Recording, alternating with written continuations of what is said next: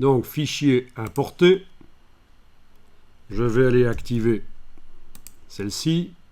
Et pourquoi pas, avec la touche CTRL, celle-là aussi. Elles sont toutes les deux activées.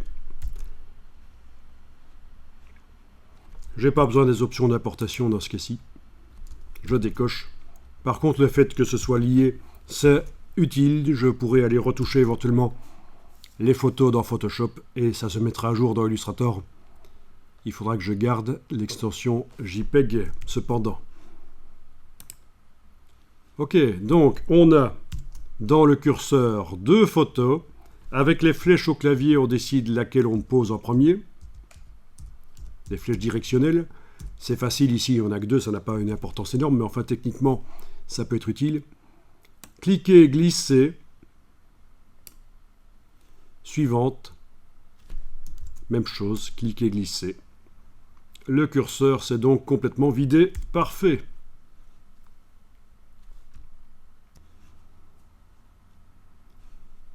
Dans la palette des calques, le calque qui contient les fonds décoratifs est verrouillé.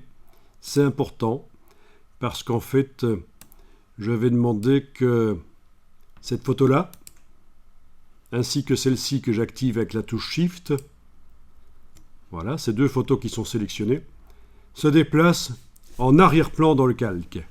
Objet, disposition, menu Objet, disposition, arrière-plan. Et voilà, elles sont passées tout au fond de ce calque-là. Ceci dit, même si l'autre calque n'était pas verrouillé, elles n'auraient pas pu sortir du calque. Quand on demande objet, disposition, arrière-plan, elles se mettent au fond des objets du calque sur lequel elles sont déjà. Voilà. J'enregistre le document.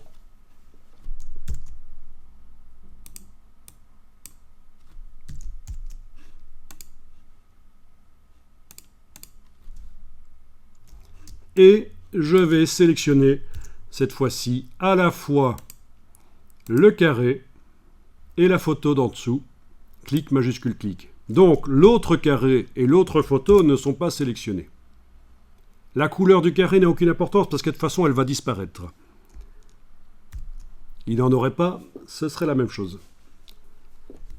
Et je vais utiliser une fonction pour se servir du carré pour faire apparaître uniquement là où il se trouve la photo d'en dessous. C'est ce qu'on appelle le masquage. Menu Objet, masque d'écrêtage, créer. Parce que contrairement à d'autres logiciels comme InDesign, on ne peut pas recadrer la photo en prenant ses poignées du coin. Il faut utiliser un autre objet, c'est le carré qui est vert chez moi. Objet masque d'écrêtage créé, et voilà. Ça apparaît comme ça, uniquement dans le carré. Je vais faire la même chose à côté. Clic, majuscule clic. Il faut absolument que l'objet qui masque, le carré, se trouve au-dessus de l'objet qui est masqué, la photo. C'est pour ça que j'ai demandé que les photos aillent en arrière-plan du calque, parce que j'étais sûr qu'elles seraient derrière les carrés verts, du coup. Alors, objet, masque d'écrêtage, créer. Voilà. J'enregistre. Bien sûr, j'enregistre toujours beaucoup pour la démonstration ici. Je n'enregistrerai pas autant dans la vraie vie si ce n'était pas une démonstration que je vous fais là maintenant.